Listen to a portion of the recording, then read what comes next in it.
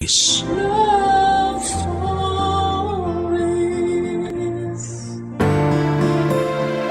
May mga taong mapanamantala at meron din namang handang tumulong sa iyo hanggang sa kanilang huling hininga.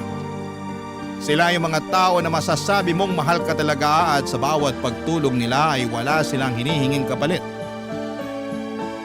Ikaw kabarangay, meron ka na bang nagmalasakit sa iyo?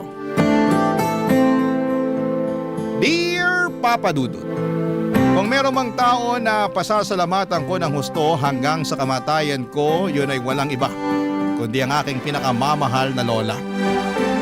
Sa lahat kasi ng tao sa mundo ay siya ang nagpakita at nagparamdam sa akin ng pagmamahal. Kung hindi niya yon pinaramdam sa akin ay masasabi ko na baka naligaw na ako sa paglalakbay ko sa buhay na ito. Kaya naman malaki talaga ang utang na loob ko sa kanya, Papa Dudut. Bago ko ipagpatuloy ang pagbabahagi ng kwento namin ng lola ko, ay gusto ko munang bumati ng isang mapagpalang araw sa inyo at sa mga katulad kong panatiko ng Barangay Love Stories. Tawagin niyo na lamang po ako sa pangalang Gabriel. 32 years old at isang virtual assistant. Lumaki at pinanganak sa Pangasinan. Kasama ko sa tinitirhan naming maliit na barong-barong noong araw ang mga magulang ko at ang aking lola na nanay ng aking ina. Wala akong kapatid, solong anak lamang ako. Ang tatay ko ay nagtatrabaho bilang tricycle driver at ang nanay naman ay tumatao sa isang sanglaan sa bayan. Bali lola ko na halos ang nagpalaki sa akin. Dahil madalas abala ang mga magulang ko sa pagtatrabaho. Kaya nga hindi kataka-taka na makilola ako. Tapos nung tumungtong na ako sa edad na 18 anyos, ay iniwang kami ng nanay matapos niyang sumama sa ibang lalaki. Dahil sa nangyari sobrang galit na galit ang tatay ko, Papa Dudut.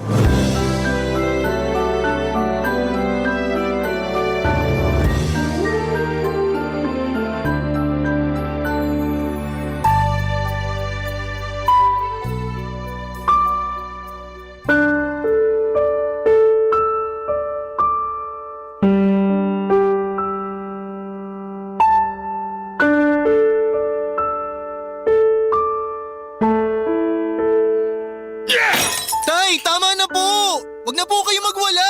At anong pakialam mo? Pati ba naman pagwawala ako bawal sa pamamahay na to?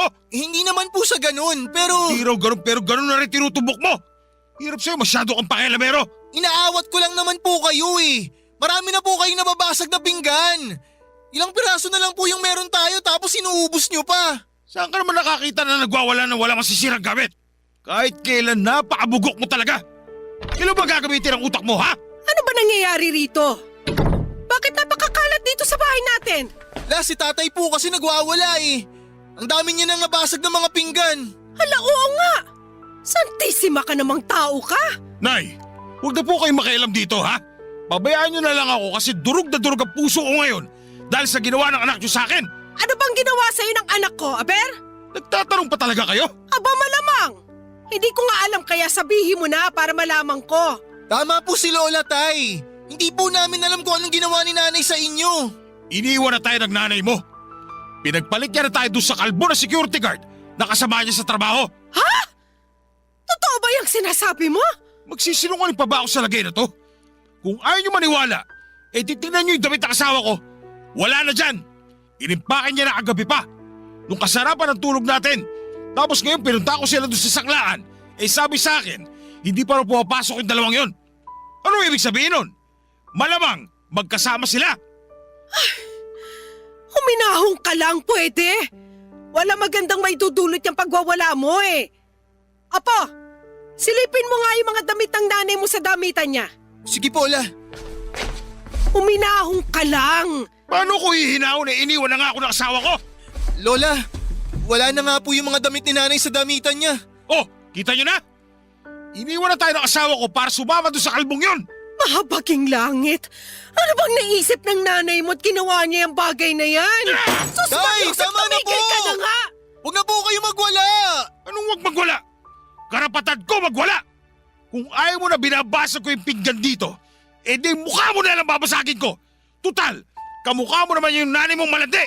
Halika rito! Tay, teka, wag po! Anong wag po? Halika rito para malaman mong hinahanap mong pakilamero ka! Pamusaktan ang apo ko! Maawa ka sa kanya!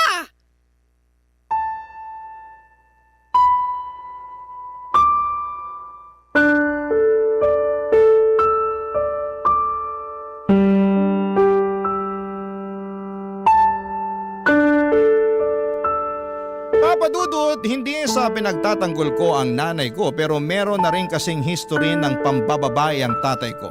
Hindi kagaya ni nanay, nakatrabaho niya ang kinalantari niya. Si tatay naman ay pasahero niyang babae. Nagkahulihan at nagkaaminan na sila noon ni nanay pero mali ako nang akalain kong pinatawad na siya ng nanay ko. At ang malala pa ay nagiganti pala ito sa kanya kaya naman galit na galit si tatay.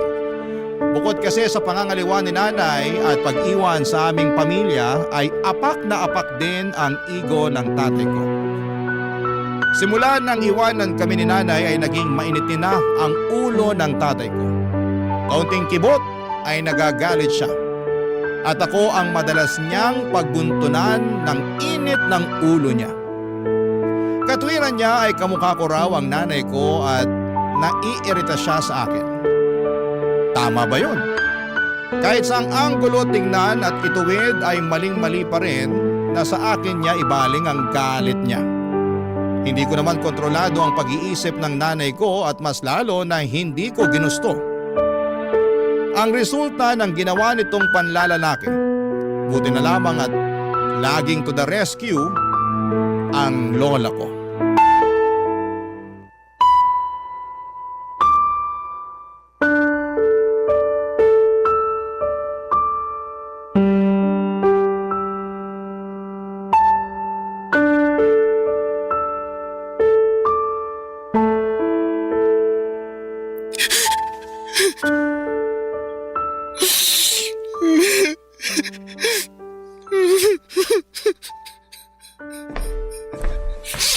Oh, apo, napano ka? Bakit ka umiiyak? Ha? Hindi po ako umiiyak, Lola. Ano lang po to? Napuwing lang po ako. Sa akin ka pa talaga magsisinungaling. Ako na halos ang nagpalaki sa'yo. Ibig sabihin, kabisado ko yung pagtawa at pag-iyak mo. Alam na alam ko yan, kaya sabihin mo na sa akin yung totoo. Bakit ka umiiyak? Ay, sandali. Huhulaan ko. Tatay mo na naman ang dahilan, ano? Opo, At ano na namang ginawa sa'yo ng magaling na yon? pinagsalitaan niya po ako ng hindi maganda eh. Tapos binatukan niya ako. Parang harang daw po kasi ako sa daanan niya. Sa lakas po nung pagkakabatok niya sa akin, walan po ako ng balanse. Natumba po ako. Sabay pinagtawanan niya pa po ako nung tumumba ako sa sahig. Sabi niya lalampa-lampa raw po ako. Nasaktan po ako pero pinigil ko po yung luha ko na tumulo. Ayoko po kasing makita niya na umiiyak ako sa harapan niya. Kasi siguradong sasabihan niya ako na bakla. Walang masama sa pagiging bakla. At natural na umiyak ka kasi nasaktan ka. Sumusobra na talaga yung tatay mo. Ano bang tingin niya sa'yo? Punching bag? Na pwede niyang suntok-suntokin? Batukan at sipain kung kailan niya gustuhin? Abuso ng tawag doon. Namimisikal na siya, hindi naman tama yon. Hindi ko nga rin po maintindihan si tatay kung bakit siya galit na galit sa akin eh. Hindi ko naman po kasalanan na iniwan tayo ni nanay, di ba? Oo naman. Hindi mo kasalanan. Ay, tungkol sa bagay na yan, Apo. Ang totoo, nahihiya ako sa iyo eh. Hiyang-hiya ako sa ginawa ng anak ko sa inyo. Lalo na sa iyo. Kasi ikaw yung lubos na apektado. Tapos ngayon, ikaw din ang pinagdidiskitahan ng tatay mo. Galit po ako kay nanay kasi iniwan niya tayo. Iniwan niya ako. Iniwan niya ako kay tatay. Alam naman niya na hindi talaga kami close ni tatay kahit noon pa eh. Pero iniwan pa rin niya ako. Galit din po ako kay tatay kasi wala naman akong kasalanan sa nangyari pero sa akin niya sinisisi lahat. Galit po ako sa mga magulang ko la. Napaka makasarili nila.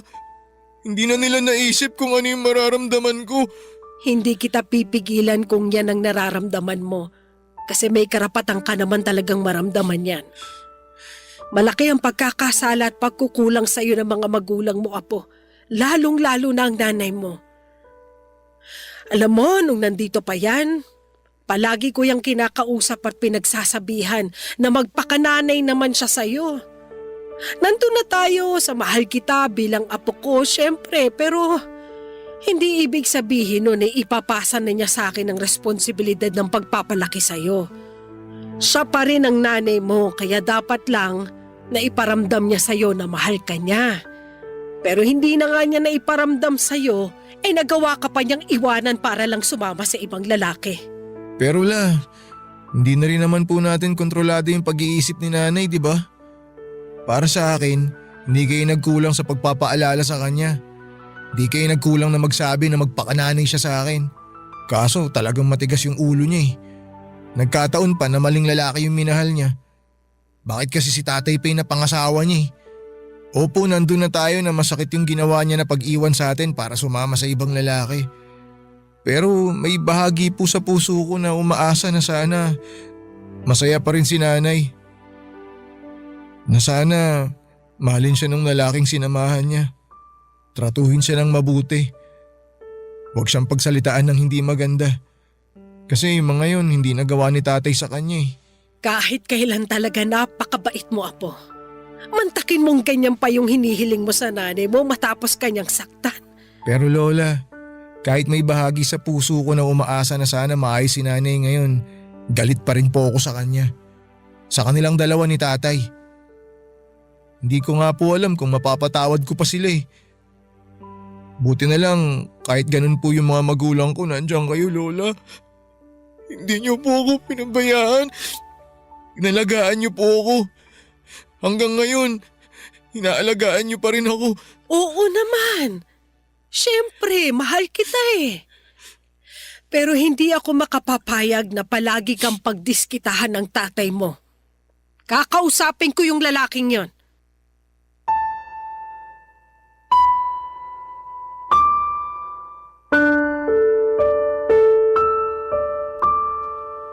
Papadudot, nasabi ko na lang tuloy sa aking sarili na kung wala ang lola ko para umalo sa akin ang mga panahong yun ay matagal na akong nasiraan ng ulo. Ang hirap lang kasing patuloy na intindihin ang pinanggagalingan ng tatay at nanay ko lalo na at hindi naman sila ang lubhang apektado ng sitwasyon. Ako naman na anak nilang hustong nahihirapan dahil sa bunga ng mga desisyon nila sa buhay. Kaya nga sa edad kong yon ay unti-unting nabuo sa puso ko ang magkahalong galit at tampo para sa aking mga magulang. Para po sa akin ay napakamakasarili nila at sobrang unfair. Buti na lamang at nasa tabi ko ang lola ko na kahit no read and no write ay handang magsakripisyo para sa akin. Papadudot, simula kasi noong nanlalaki ang nanay ko ay inubos na ni tatay ang pera at kinikita niya mula sa pamamasada sa kanyang pambababae. Barangay Love Stories. Barangay Love Stories. Papadudot, bihira na lang magambag si tatay sa bahay para sa pagkain namin at pambayad ng bills. Nakikikabit na lamang kami ng kuryente sa kapitbahay namin, kaya nung wala na kaming maiabot na pera bilang pambayad, ay pinutulan nila kami. Wala na rin kaming nagawa dahil nga walang-wala rin kami ng panahong yon. Kaya upang magkaroon ng ilaw sa aming munting tahanan, ay gumamit na lamang kami ng gasera. Ang ilaw na nagmumula sa gaserang yon ang nagsilbi naming liwanag sa aming bahay tuwing sumasapit ang gabi. Sa liwanag din ito ako nag-aaral at nagsusulat ng aking mga takdang aralin. Kahit na mahirap ang buhay, noong araw ay ginapang ako ng lola ko sa aking pag-aaral. Kaya po ako nakapagtapos ng high school. At bagaman 20 anyos na ako noon, late na sa karaniwang edad ng mga graduate na dapat sa high school, ay proud pa rin ako sa aking sarili dahil napasa ko ang pag-aaral na ito. At si Lola naman ay naging masaya sa pagtatapos kong yon.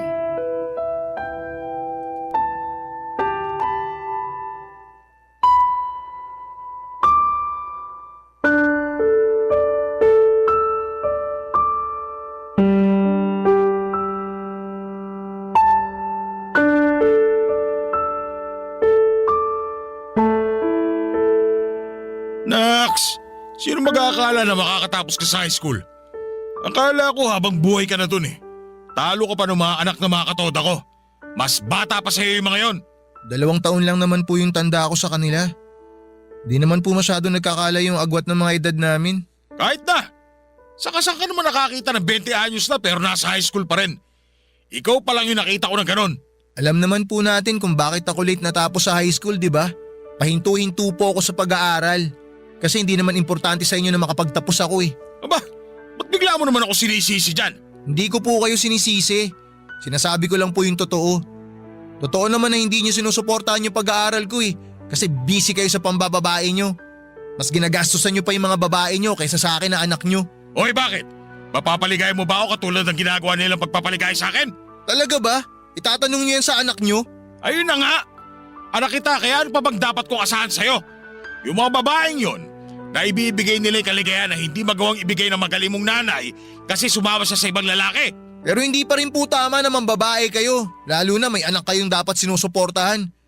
Imbis na sa iba nyo binabaling yung atensyon nyo, pati na yung pera nyo, dapat sa pamilya na lang po natin ni Lola. Huwag mo nga akong diktahan kung paano ko gustong gastusin yung pera ko. Akin naman yon. Pinaghirapan ko yon at ni katiting wala kang ambag doon. Saka, kailan ka ba natutong manumbat? Yan ba natutuwa mo sa eskwelahan? Yung sagot-sagutin ng magulang mo? Kasi kung oo, aba, ipakausap mo sa akin yung teacher mo para matalakan ko at masabi na wala ka namang natutuhang tama. Kayo nga eh. Naturingang nakapag-aral din nung araw pero mukhang wala rin kayong natutunang mabuting asal sa eskwelahan. Aba, ang kapal ng mukha mo sabihin sa akin yan. Bakit? Porke nakapagtapos ka na ng high school kaya mo na sarili mo? Hoy, para sabihin ko sa'yo, anak lang kita.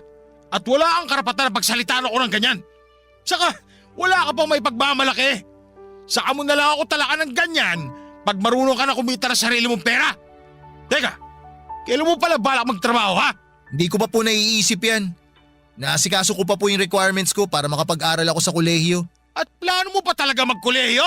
Sige, sino magpapaaral sa'yo ha? Bakit? Hindi niyo ako pag-aaralin? Ano bang nasingot mo tinatanong mo ako ng ganyan? Siyempre, hindi ang sagot ko dyan. Matik na yon. Pero, responsibilidad niyo po yun bilang tatay ko. Ano naman? Anong ano naman? Anong klaseng sagot yan? Responsibilidad niyo na pag-aralin ako, tay. Matagal ko nang tinalikuran yung responsibilidad na yun sa'yo. Kaya huwag mo na akong asahan pagdating sa bagay na yan. Tsaka, hindi ko pa ba nadala nung nasa high school ka pa lang? Mas madalas pa ako magbuisit sa pagmumukha mo kaysa matuwa sa'yo para maisip na bigyan ka ng pambaho sa eskwelahan, hindi ba? Kaya ewan ko ba naman sa'yo kung ano nang pumasok dyan sa utak mo. Ito, payo lang ha. Siyempre bilang tatay mo, imbes na pangarapin mo mag-aral sa kolehiyo, bakit hindi ka nalang magtrabaho? Mas magkakaroon ka pa ng pakinabang pag ginawa mo yung bagay na yon. Baka nga mas matuwa pa ako sa'yo. Ayaw mo ba nun?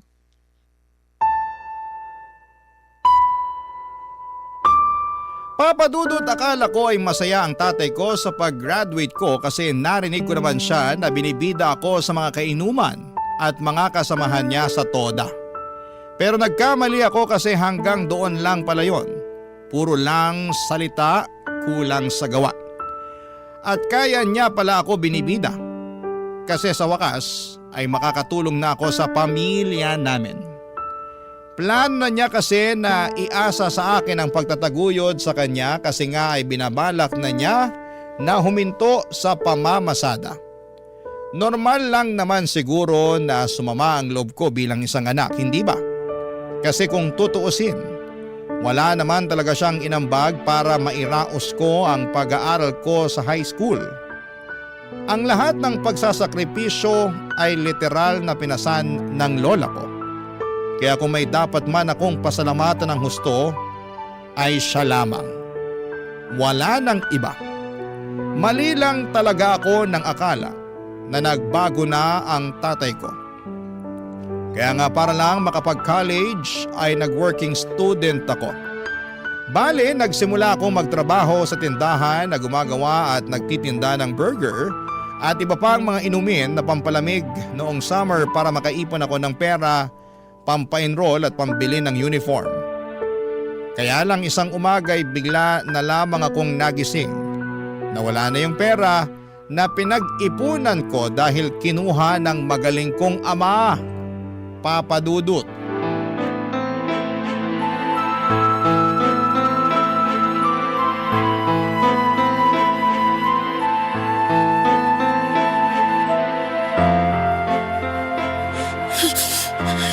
Tay, ibalik niyo na yung pera ko! Ano ba pinagsasabi mo? Anong pera? Inipon ko yun tapos kinuha niyo lang, gagastusin niyo lang! Huwag po kayo magsinungaling, nakita ko po kayo na may nahalungkat sa damitan ko kagabi. Hindi ko lang kayo kinausap kasi antok na ako nun. Kung alam ko lang na ninanakaw niyo na pala yung pera ko nun, sana pinigilan ko kayo! Kasalanan mo naman pala eh. Masyado ka makupad. Paanong kasalanan ko? Antok na ako nun. Pagod na pagod ako galing sa trabaho. Tapos magnanakawan niyo pa ako. Pinaghirapan kong ipunin yun eh. Pwede ba? Tigilan mo na nga yung kapaulit-ulit na ninakawan kita. Kung makapagsalita ka dyan, akala mo naman malaking halaga yung kinuha ko sa'yo. Eh magkano lang naman yon? Binilang ko. Wala pa nga yata 5,000. Pero sa akin, malaking halaga yun, Tay. Para yun sa pag-aaral ko eh. Pambili ko yun ng uniform at iba pang mga gamit. Marami akong paggagamitan ng pera. Yun tayo eh. Di ba sinabihan na kita na imbis na tumuloy ka dyan sa pagkakolehiyo mo, eh magtrabaho ka na lang? Ginagawa ko naman po ah. Di ba nagtatrabaho nga ako? Nagtrabaho ka nga pero para pa rin dyan sa peste pag-aaral mo. Hindi ko tuloy alam kung bobo ka o ano eh. Kasi hindi ka nakakaintindi. Uulitin ko ha. Makinig ka mabuti. Sabi ko magtrabaho ka para sa pamilya natin. At kalimutan mo na yung pag-aaral mo. Wala ka naman patutunguhan dyan eh. Mag-aaksaya ka lang ng ilang taon. Hindi po pag-aaksaya ng panahon yung pag-aaral. Paano nyo nasasabi yan? Eh hindi nga kayo nakatungtong ng kolehiyo eh. Desisyon ko na hindi magkolehiyo kasi mahirap ang buhay namin nung araw. Mas pinili ko na lang magtrabaho para mabuhay kaysa magpakamatay sa pag-aaral na yan. Pag nakapagtapos ako, magtatrabaho pa rin naman ako eh. Kaya inunahan ko na lang. Saka, hindi ka talaga nakakaintindi no? Pinagtatrabaho na kita para kumita ka ng pera. Kasi nga mahirap yung buhay natin. Pero napakatigas ang bumbura mong bata ka. Mas gusto mo pa mag-aral kaysa magkaroon ka ng silbi sa buhay. Bakit hanggang labasan naririnig kong boses niyo magtatay? Ano ba nangyayari rito? Ito kasing apo nyo, sinasagot-sagot ako. Akala mo kung sino? Para bang hindi natuto ng mabuting asal sa eskwelahan. Tama bang lumabas sa magulang? Ano, sige nga! Totoo ba yung sinabi ng tatay mo, Gabriel? Sinasagot-sagot mo raw siya? Paano hindi ko po siya sasagutin, La? Ninakaw niya po yung pera na inipon ko. Pambili ko yun ng uniforme ko. Gagamitin ko yung pangkolehiyo ko eh. Eh talaga naman. Naiinis na talaga ako sa kapaulit-ulit mong ninakawan kita ha? Totoo naman, Taya. Bakit? Ano bang gusto niyong sabihin ko? Totoo ba yan? Nagawa mo nakawan ng anak mo? Hindi naman ninakaw. Sobra naman kayo sa akin. Kinuha niyo yung pera ko. Hindi naman yun sa inyo. Hindi ba pag nanakaw yun? Plano ko lang naman hiramin yun. Ibabalik ko rin sa'yo. Alam mo naman na hindi ako nakakapamasada, hindi ba? Wala akong sariling pera kaya pahiramin mo ako. Pero mali pa rin ang pangunahan mong anak mo pagdating sa pera niya. Hindi tama na kunin mo sa kanya nang walang paalam. Dahil lang wala kang sariling pera o kahit na kailangan mo pa. Tsaka hindi ka ba nakikinig sa anak mo? May mahalagang paggagamitan ng anak mo nun. Kayo hindi nakikinig sa akin. Sinabi ko nang hihiramin ko lang yung pera, ibabalik ko rin. Ano gusto nyo? Gumawa ako ng masama sa ibang tao para lang magkapera? Ang hirap sa inyo, hindi kayo marunong umintindi. Saka, hindi hamak na mas mahalaga naman yung paggagamit ako sa perang ito. Papa Dudut, umabot na talaga sa sukdulan ng galit ko sa tatay ko ng panahong yon. Dahil sa ginawa niyang pagnanakaw sa akin ay parabang naubos na rin ang katiting na respeto ko sa kanya bilang isang ama. Kaya nga hindi niyo ako masisisi kung nagalit talaga ako sa kanya ng husto. At napagsalitaan ko siya ng hindi maganda. Kung hindi pa dumating si Lola para umawat, ay baka nagkasakitan pa kami ng husto ng tatay ko. Ngunit sa kabila ng mga sinabi kong hinaing, at sama ng loob sa kanya ay wala pa ring bakas ng pagsisisi ang tatay ko. Ni hindi nga siya natinag at mas nanaig sa kanya ang pambabastos ko bilang anak niya. Hindi niya naisip ang bigat ng kasalanan niya sa akin, lalo na at kailangan ko ang pera na ninakaw niya sa akin. Hindi ko lubos akalain na sa dami ng tao sa mundo ay siya pa talaga ang tatay ko na gagawa ng masama sa akin, Papa Dudut. Barangay Love Stories. Barangay Love Stories. Papa Dudut, akala ko talaga ay wala ng pag-asa na makapag-college ako ng taong yon. In fact, tinanggap ko na lamang na hindi na ako makakapag-enroll at makakabili ng uniforme at mga gamit dahil sa kagagawan ng tatay ko. Plinano ko na lamang na magtrabaho noon at mag-ipon ng pera para makaalis kami ng lola ko sa bahay namin. Buo na ang desisyon ko noong iwanan ng tatay ko dahil sobrang toxic niyang klase ng tao. Ngunit gumawa ng paraan ng lola ko para matuloy ang pag-aaral ko sa kolehiyo. Ipinangutang pala niya ako sa kakilala niyang nagpapautang ng pera, pang-enroll at pambili ko ng uniforme at iba pang gamit sa eskwelahan. Sinadya niyang hindi sabihin sa akin dahil sigurado raw na tatanggihan ko yon. Totoo naman dahil allergic ako sa utang, pero dahil alam kong gusto lang ng lola ko na makapag-aral ako ay tinanggap ko na ang pera at ginamit para makapag-kolehiyo. Pinangako ko na lamang sa kanya na tutulungan ko siyang magbayad noon. Kaya hindi pa rin ako huminto sa pagtatrabaho habang nag-aaral.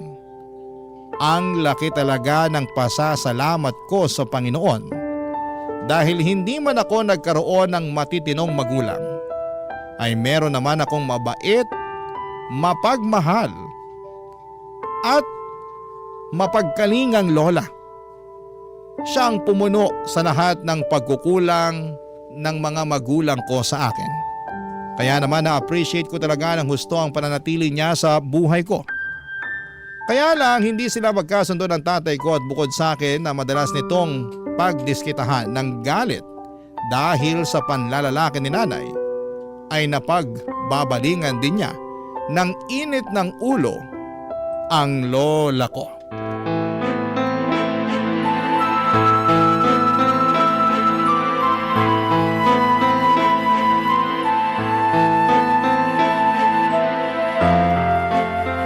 Matanda ka, ubusin ko talaga ang buhok mo! Aray ko, bitawan mo ako!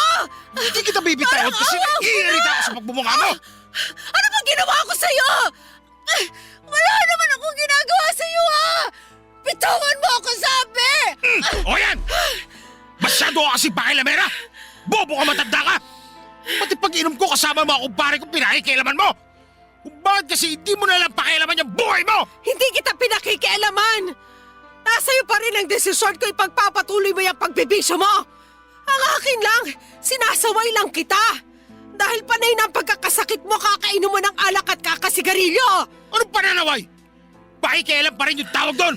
Pinaganda mo lang! Parang awa mo na! Huwag mo ako saktan, matanda na ako! Wala akong pakialam!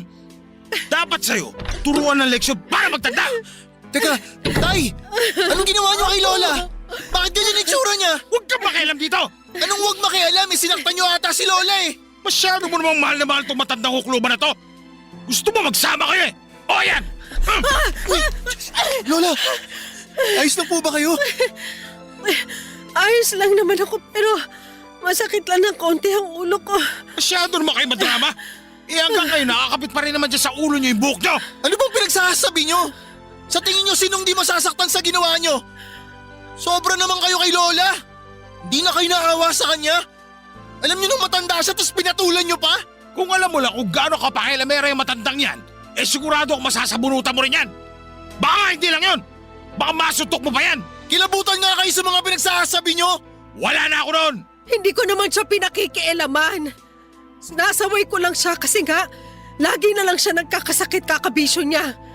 Mabuti sana kung may pambayad tayo palagi sa doktor at pambili ng gamot. Eh nag-aalala lang naman pala siya sa inyo eh! Tapos sinaktan niyo! Kung ano-ano pa sinabi niyo sa kanya! Ayo tay, sumusobra na kayo ha! Basta! Para sa akin, pakikialam yon. Saka, sino ka ba matanda ka para pangimasukan ng buhay ko? Hindi mo naman ako anak. Saka baka nakakalimutan mo malaki pa atraso mo sa akin. Anong atraso ko na pinagsasasabi mo?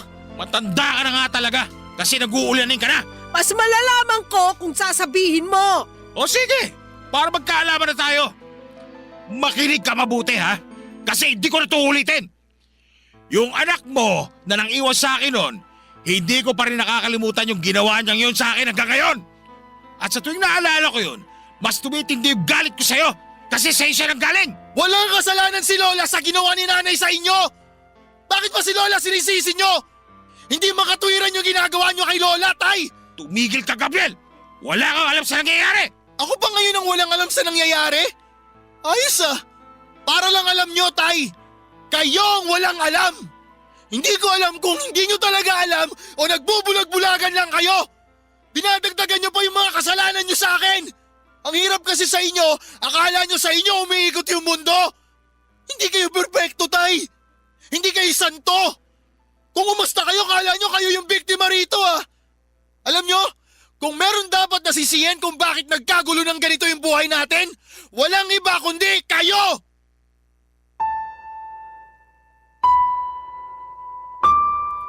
Papa Dudut, may ititindi pa pala ang galit ko sa tatay ko matapos kong maabutan at makita na sinasaktan niya ang lola ko. Kaya agad na nagdilim ang aking paningin ng mga sandaling yon. At kulang na lamang ay malumpo ko siya sa bugbog. Oo, pinatulang ko na si tatay sa pamimisikal niya kay lola. Buti na lamang at inawat ako ng lola ko. Alam ko na tatay ko pa rin siya pero nawalan na talaga ako ng respeto sa taong yon simula nang hindi na niya ako sinuportahan bilang anak. Saka hindi ba siya naaawa sa lola ko na matanda na? Tapos kung saktan niya pa, akala mo ay gaganti sa kanya si lola, saksi ako sa unti-unting panghihina ng katawan niya kaya bihira na lamang siya noong makapagtinda. Siyempre hindi yun alam ng magaling kong ama. Dahil minsan lang naman siyang umuuwi sa bahay namin. Bali umuuwi lamang siya kung kailan niya lamang gusto, kaya nga galit kami sa kanya ng lola ko. Para sa akin ang kapal ng mukha niyang manumbat at manakit ng mga panahong yon. Kaya nga hindi ako nagsisisi nang sabihin ko pa na sana'y wala na lamang akong tatay. Na kung nagkaroon man ay sana'y hindi na lamang siya kasi wala naman siyang kakwenta-kwenta. Tinalabanan pa rin naman ako noong sinabi niyang tinatakwil na niya ako bilang anak. Nasaktan pa rin ako. Oo, pero hindi ko yon masyadong pinagtuunan ng pansin at sa halip, mas nag-focus ako sa aking lola at sa buhay naming dalawa. Dahil sa away naming yon ni tatay ay mas dumalang ang pag-uwi niya sa bahay namin kaya naman kami na lamang ng lola ko ang palaging magkasama.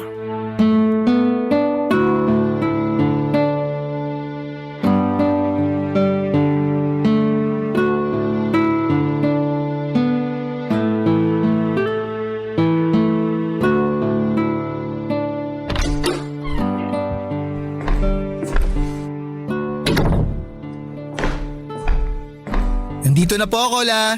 Apo, nandiyan ka na pala. Pero bakit ang tagal mo naman nakauwi? Hala sige, maupo ka na muna dyan sa bangko at ikukuha kita ng tubig. Mukhang uhaw na uhaw ka eh. Oo nga po eh. Uhaw na po talaga ako, Lola. O ayan na po. Salamat po, Lola. Pasensya ka na kasi hindi malamig.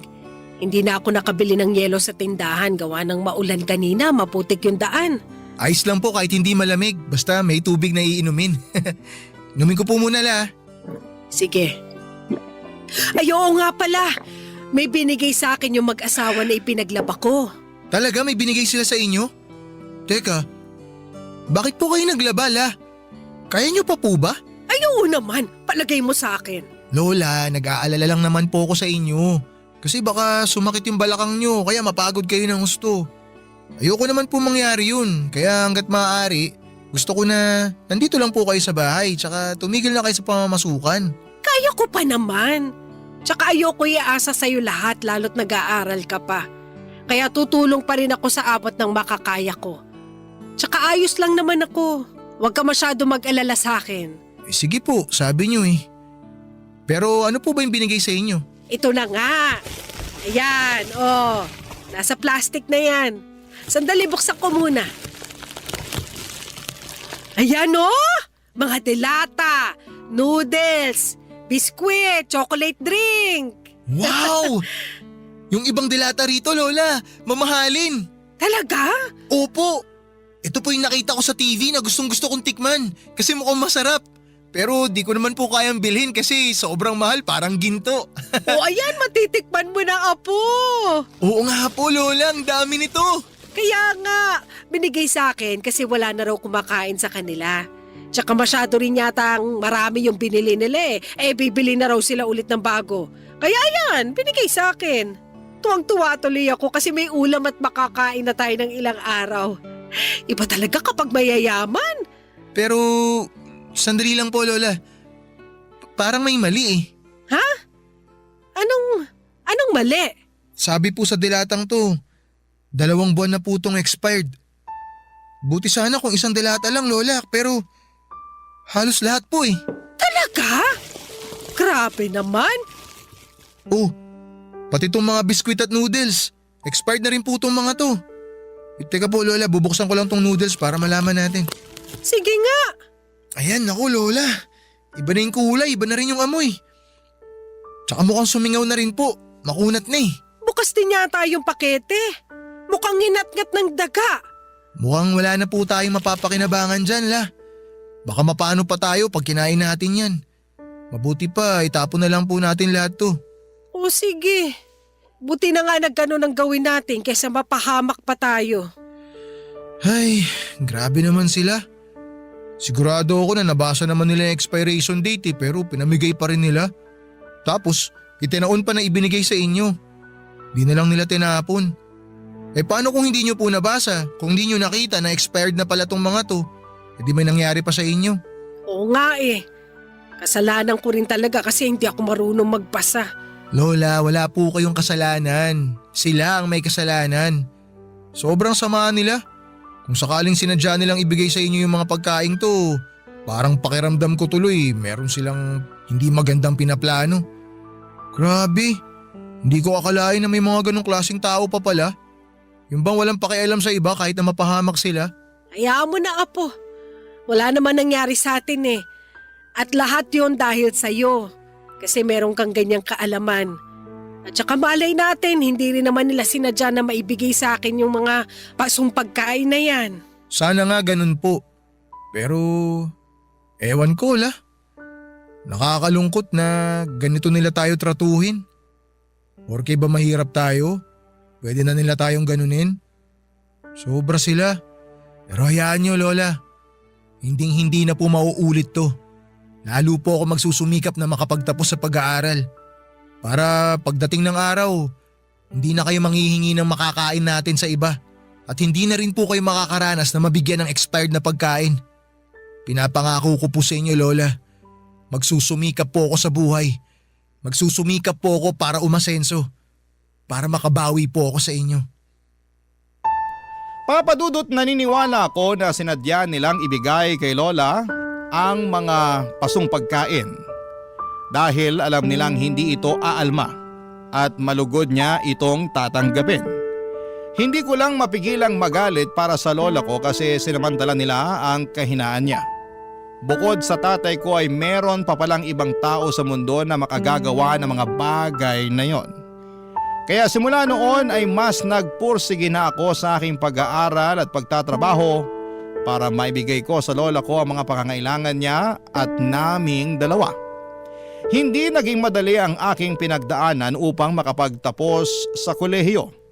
Pero lahat ay kinaya ko kasi ang lola ko ang nagsilbi kong lakas at inspirasyon. Kaya nga hindi nagtagal ay nakagraduate na rin po ako, Papa Dudut. Doon na nagsimula ang pagsisikap ko ng husto sa paghahanap ng matinong trabaho at kahit na sinubok muli ang pamilya namin. Matapos mamatay ni tatay, At noong nagka-pandemic ay nanatili pa rin kaming magkasama at magkasangga ni Lola. Mahal na mahal ko ang lola ko at masaya ako na maibigay sa kanya ang lahat ng mabubuti at magagandang bagay na hindi pa niya nararanasan simula pagkabata. At isa na nga doon ang makapag-travel kami sa abroad. Nakakatuwa ang lola ko lalo at first time niya ring makakita ng snow nang pumunta kami sa Japan. Tapos ay naulit pa yon ng ilang pa naming mga travel abroad para maranasan at makita niya na malaki ang mundo at hindi lang umiikot sa probinsya namin sa Pangasinan. Kaya lang, nito lamang June 2025 ay tuluyan ng humina ang katawan ng lola ko kaya hindi na kami nakakapasyal at nakakapag-travel katulad ng dati. Madalas ay sa bahay na lamang kami para mabantayan ko siya habang nagtatrabaho. Sa ngayon po ay sinusulit na lang namin ang mga nalalabing araw na malakas pa siya dahil palagi niya sa aking sinasabi na anumang sandali ay baka mamaalam na siya. Siyempre nalungkot ako at nasaktan pero ayokong may pagsisihan. Kaya nga nag-decide akong sumulat sa inyong programa upang tuparin na rin ang kahilingan ni Lola na maiere ang aming istorya. Hanggang dito na lamang po ang sulat ko, Papa Dudut. Maraming salamat sakaling mapili po ninyong basahin sa Barangay Love Stories. God bless and more power sa inyong lahat at sa mga kabarangay natin. Ang inyong kapuso at kabarangay forever, Gabriel. Anong say mo sa Barangay Love Stories na ito? Pagkwentuhan natin sa comment section yan.